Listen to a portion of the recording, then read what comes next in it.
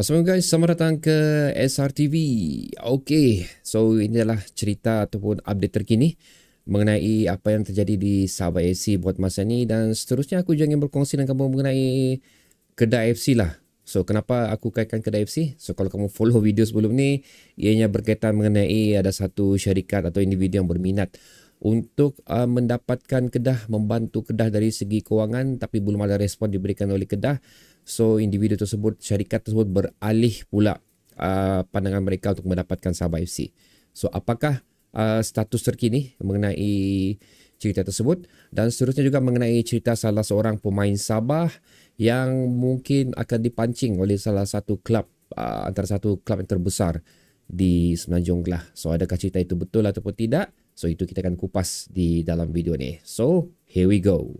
Okay guys, kita mulakan dulu dengan apa yang telah dilakukan oleh Kedah hasil daripada perkongsian tempoh hari yang mengatakan mereka dilamar untuk dibeli saham mereka secara 100% oleh satu syarikat, iaitu anak syarikat lah, itu Masuri Medical Center, di mana Kedah telah menghantar surat serahan untuk memberi maklum balas kepada mereka pada jam 4.45 petang 7 November tempoh hari. So, sewaktu aku mengatakan perkongsian tersebut, tidak ada apa-apa statement daripada Kedah FC lagi.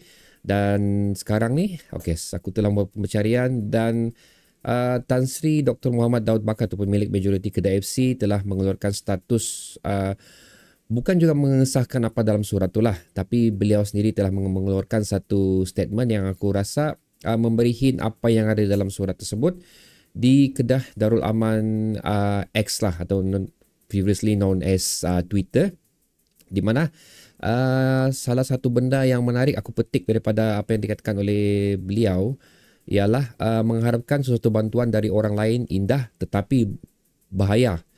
Keluarga Kedah FC banyak mengharapkan bantuan orang lain tetapi kebanyakannya tidak menjadi. Macam-macam alasan, rintangan dan juga perkara yang meragukan.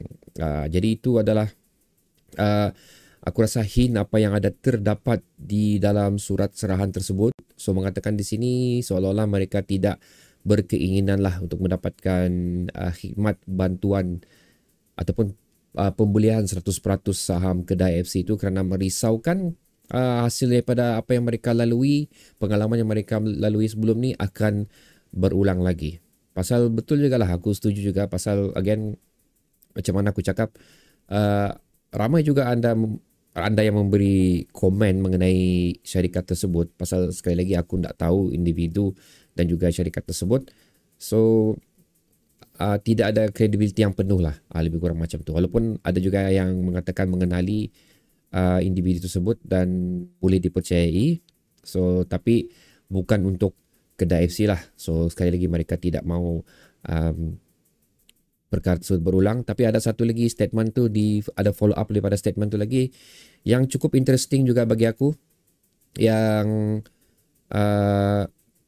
perlu kita sendiri fikirkan lah, especially untuk Sabah FC ni, iaitu kita kecewa dan pemain serta pegawai serta staf Kedah FC pun cukup terkesan serta sengsara.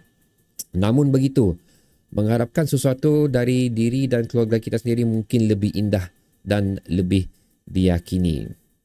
So apa maksud dia tu? Maksud dia tu guys,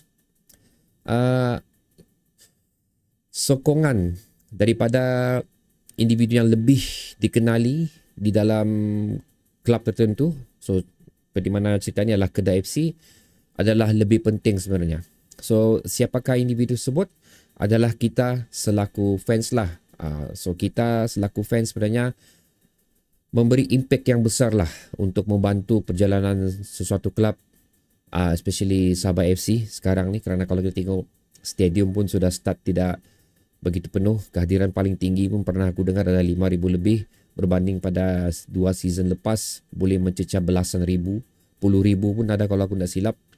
Jadi sebenarnya daripada mengharapkan bantuan orang lain, membeli klub atau mendapatkan sponsor, sebenarnya impact paling besar untuk membantu perjalanan suatu klub tu dari segi kewangan adalah kehadiran penonton ataupun fans. Tak kisahlah sama ada anda ni Sabahan ataupun dari luar tapi meminati klub Sabah FC ataupun mana-mana klub di Liga Super ni, untuk turun hadir ke stadium, membeli tiket dan of course juga lah membeli baju-baju, barang-barang merchandise Sabah FC untuk memberi suntikan keuangan untuk klub kesayangan kita ni. So ada yang selalu mengatakan Sabah ni adalah anak milik dimiliki oleh SAFA, so SAFA adalah government, so kenapa government tidak bagi duit? So itu adalah benda yang boleh dikatakan dari segi politik, mungkin ada sebab tertentu kenapa tidak disalurkan jumlah bantuan yang cukup besar bagi membantu perjalanan Sabah FC ini, kerana mungkin itu tidak ada di dalam bajet kewangan untuk Sabah. Dan untuk mengharapkan pula bantuan-bantuan daripada sponsor, tertinggi yang pernah aku tengok sekarang adalah tahun ni iaitu 5 juta. Tapi kalau kamu follow video aku sebelum ni di mana aku ada berkongsi, di mana aku sendiri pernah melihat sendirilah jumlah perbelanjaan yang dimiliki oleh Sabah FC untuk 3 bulan sahaja. Okey, 3 bulan saja. Itu pun belum lagi masuk bayar sewa stadium, bayar staff, tiket perjalanan, belum lagi ya. Untuk 3 bulan saja 2 juta lebih perlu dibelanjakan. So sponsor kita dapat berapa? 5 juta. Untuk 3 bulan saja 2 juta, tinggal 3 juta. Liga Super berlangsung berapa bulan guys? Lebih kurang macam tu. So kita tidak boleh mengharapkan of course daripada kerajaan untuk membantu Sabah FC, daripada sponsor untuk membantu Sabah FC. Kita juga perlu memberikan peranan kita untuk membantu klub kesayangan kita ni. So aku suka apa yang dikeluarkan oleh Tan Sri Dr. Muhammad Daud Bakar ni berkenaan mengenai lebih baik daripada diri dan keluarga kita sendiri untuk membantu perjalanan klub yang kita sayangi. So itu adalah sedikit hint yang telah dikeluarkan oleh Kedah FC lah mengenai status keinginan satu syarikat untuk membeli saham Kedah FC 100%. Manakala untuk Sabah pula guys, seperti mana aku katakan juga, Sabah ni bukannya tidak dijual, okay? Cuma perlu di approach in the proper way, in the proper line lah, lebih kurang macam tu, di mana statement yang dikeluarkan statement latest yang dikeluarkan pun tidak pun mengatakan yang mereka ni tidak mau jual Sabah FC. Cuma sekiranya berminat, perlu melalui channel yang sesuai lah. So itu adalah benda yang kita take note, pasal siapa tahu kalau betul Kedah reject offer yang diberikan, mungkin individu tersebut beralih ke Sabah FC. So kita kena get ready untuk benda tu lah. Okay, seterusnya pula guys adalah mengenai cerita yang dikeluarkan oleh majority.com.my, di mana tajuk tersebut adalah mungkin ucapan selamat tinggal tonggak Sang Badak tinggal selangkah ke Selangor FC. So itulah antara klub terbesar yang aku katakan yang mungkin akan memancing salah seorang pemain kita yang sekarang ni, bukan sekarang ni lah, untuk beberapa musim sebelum ni pun memang memberikan aksi yang cukup bagus, iaitu Stuart Wilkin, di mana beliau dikaitkan kemungkinan besar akan beralih ke Selangor bila, itu akan ceritakan nanti, kerana kontrak beliau akan berakhir pada 3 November ni. So seperti mana OKS, beliau juga mempunyai tamat kontrak pada 3 November 2024 kerana kecederaan. Kenapa Selangor tiba-tiba macam, aku rasa bukan Selangor FC lah, tapi media dan juga fans-fans Selangor FC sebenarnya yang beralih mengalahkan mata mereka kepada Stu, kerana salah seorang pemain mereka, pemain import mereka ni mengalami ACL sekarang ni. So ada void di bahagian tengah mereka yang perlu diisi, dan perlu diisi oleh pemain yang betul-betul berkemampuan dan layak untuk berada di posisi tersebut. Dan siapa lagi kalau bukan, tidak lain dan tidak bukan Stuart Wilkin lah, di mana pemain import mereka itu Nur Al-Rawadeh, kurang itu, mengalami ACL sekarang ni.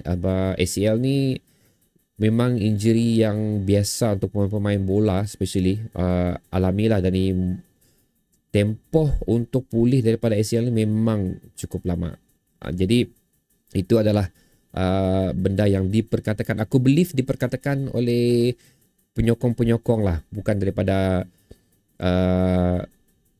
Selangor FC sendiri, kerana Selangor FC sendiri pun bagi aku diorang tengah fokus untuk mendapatkan coach baru. So sekiranya masuknya coach baru, adakah coach baru itu berminat untuk mendapatkan Stuart Wilkin, itu juga akan menjadi salah satu faktor utama lah, sama ada benda ni boleh jadi ataupun tidak. So bagi aku sebenarnya perkongsian yang anda telah lakukan di ruang community SRTV, aku ada post mengenai benda ni lah. Ada yang mengatakan bahawa Stu sendiri pun macam okey juga, telah mengatakan niat beliau untuk terus stay bersama Sabah FC selagi khidmat beliau diperlukan. So aku rasa benda ni tidak akan berlaku. Aku yakin Stu akan terus stay bersama Sabah FC. Walaupun bilang orang apa yang dimiliki oleh appeal factor yang dimiliki oleh Selangor lebih tinggi lah, kerana sekarang ni mereka beraksi di saingan Asia. Tapi walau macam mana pun, sekiranya Stu betul-betul ingin beralih ke Selangor, itu tidak boleh dilakukan sekarang kerana jadual perpindahan untuk saingan Liga Super telah ditutup. So benda ni cuma boleh berlaku untuk season akan datang setelah bukanya jendela perpindahan. So bagi aku no point untuk Stu tidak terus bersama Sabah FC sehingga habis season saingan Liga Super ni, kerana beliau tidak akan boleh beraksi di saingan Liga Super pun. Dan seterusnya untuk saingan Asia aku tak tahu. Sekiranya boleh lagi didaftarkan untuk pemain lain beraksi di saingan Asia ni, itu aku tak pasti. Cuma bagi aku, apa yang mungkin akan berlaku sekarang, seperti mana kontrak yang diberikan oleh OKS selama 6 bulan, kemungkinan besar Stu juga akan mendapat kontrak tersebut. Kerana mungkin selepas itu baru ada the second assessment yang dilakukan oleh Sabah FC lah bagi persediaan saingan Liga Super yang akan datang. Of course, benda yang paling besar di sini adalah budget yang dimiliki oleh Sabah FC bagi saingan Liga Super akan datang. Itu yang sebenarnya akan menentukan status Stu bersama Sabah FC dan of course status pemain-pemain lain yang juga menghampiri tamat kontraknya. Banyak yang akan akhir kontrak lah di hujung tahun ni kalau aku tak silap. So itu adalah perkongsian aku untuk dua cerita Sabah FC. Of course the latest news is mengenai Stu lah. Jadi apa pula pandangan anda mengenai dua cerita yang telah aku kongsikan ni guys? Sila tekan di ruang komentar di bawah. Bertemu lagi di video akan datang. Assalamualaikum.